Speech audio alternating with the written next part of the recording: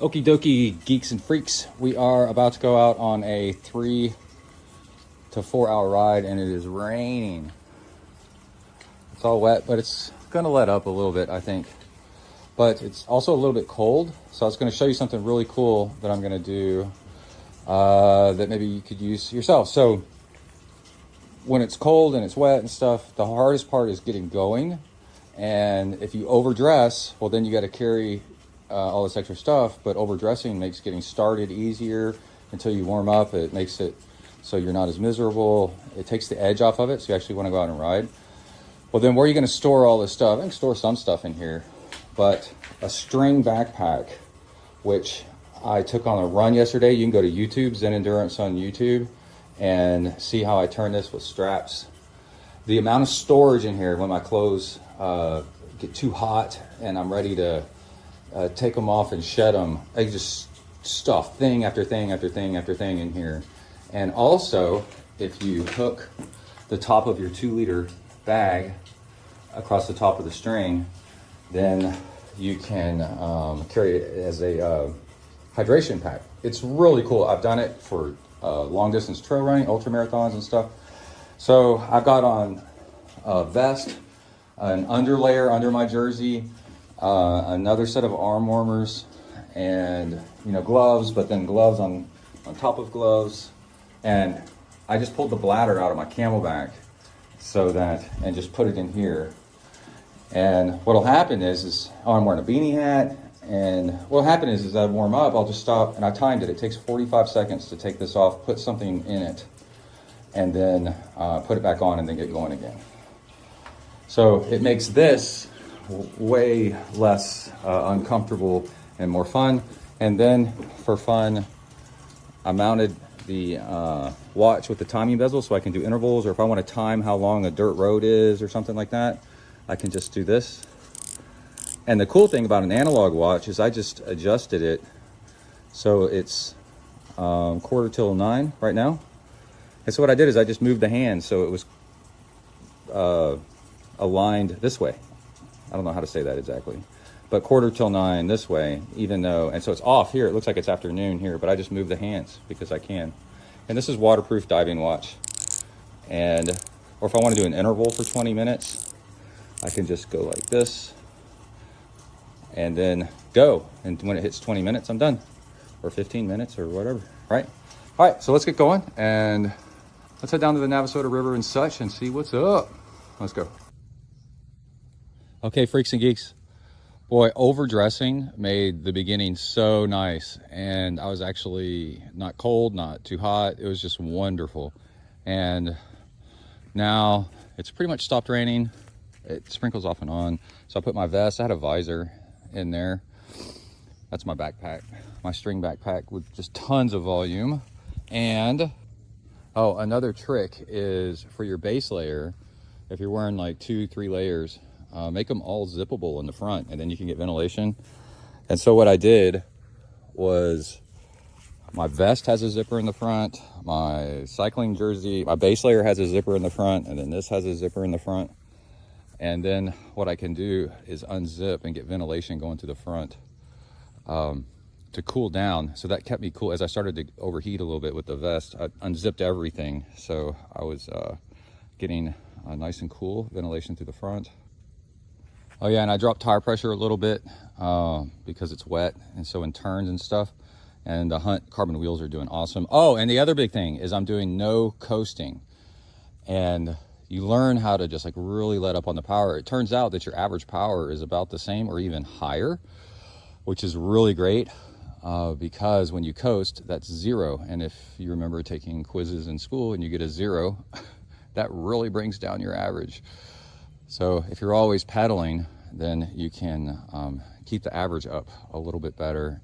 And then the other really cool thing is you overgear, get into bigger gear when it gets really rough, and that helps stabilize you through that kind of thing. And then when you're ready to coast or pedal again, or you're going through a turn, you're ready to pedal again, you're already in gear and your legs are already turning. It's a racing trick that they use in race car driving, is you pedal and apply brakes at the same time, and then you're ready to go in the right gear. As soon as you come out of it, you can see how muddy all this is. And then with stuff that's really rough on bicycle riding, you overgear, get in a bigger gear, and then that keeps you from your feet from bouncing all over the place because you're in a bigger, heavier gear. But you don't pedal hard, you just pedal nice and easy. All right, let's keep going. River's looking nice today.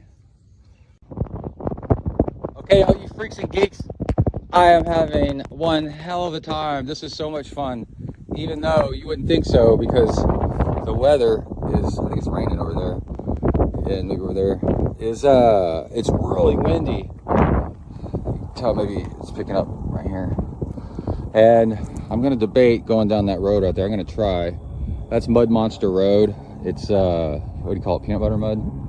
But riding with no coasting is like a really fun challenge, and you're surprised by how little power you need to put down, and actually how little power you should put down so that you can keep pedaling and pedaling. So I'm 2 hours in, and let me get out of here for a second. I'm 2 hours in,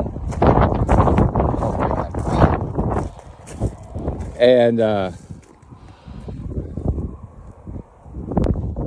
averaging 198 watts per hour every hour, and which is surprising because I'm hardly pedaling at all. But what you're doing when you're not coasting, you're filling in what normally would be zeros with at least something, and it brings that average back up. But at this 2 hour mark, what I'm going to do is, that water bottle is empty, so I'm going to put that water bottle up there. I've gone through a fuel bottle, and I took off my over arm layers, arm warmers actually, and then one's stowed in there and one is stowed in my jersey pocket. Oh, and the other really funny thing, yeah, the ones I can tell you all this. When you wear two cycling jerseys to stay warm, so one's real thin like base layer, you end up with 6 jersey pockets, which is awesome. And I did that at the East Texas Showdown 400, where I knew it was going to warm up throughout the day, but I didn't want to take off a base layer and then take off a jersey, then take off the base layer, then put the jersey back on, you know, or I just took off the top jersey and still had another jersey underneath it. And it worked. It was really freaking cool. So, all right, let's get going. I'll come back and let y'all know if I actually rode that thing and made it through. This bike has way better tire clearance. So let's see if I can make it through. It may not even be that muddy, so we'll find out. Okay, the ride went really well. 58 miles, 3 hours and something. Actually went 20 minutes faster than usual, which is a combination of carbon wheels instead of alloy wheels. And I'll probably think of the other reason why here in a little bit. Maybe no coasting and just putting power down the entire time. And let's see, the backpack was awesome. I was able to fill it up with an extra jersey as I heated up, an extra jersey and arm warmers and extra gloves. And what else did I have? A beanie hat and a visor, and it just kept going on and on. You know, all the stuff. It actually weighs a lot with all the extra gear. Well, it's got a little bit of water in there too. So I was able to start off warm, and then as I got hot, put it all in there. So that was really cool. And then something really interesting happened. That's a pro fueling tip that a lot of people don't know about, is that around hour 2, I started noticing I had to start peeing a lot. And if you do like the keto diet or something like that, you get low blood sugar, you'll start having to pee a lot because your body is trying to concentrate your blood sugar by removing extra fluids. So you'll end up peeing to concentrate your blood so that the sugar concentration is up so that you have more energy for your muscles. So in a long bike ride, people will get the wrong idea and say, I'm having to pee a lot. That must mean I should drink less water because I'm, just drinking too much water. But then what happened is when I would stop to pee or I'd stop to take off stuff and put it in here, my stomach would get like a really sharp pain briefly. And what that is water leaving the body and trying to get back to the stomach to help digest the fuel. right there that is in the guts.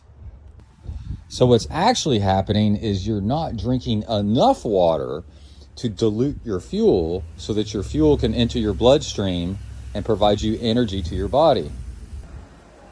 So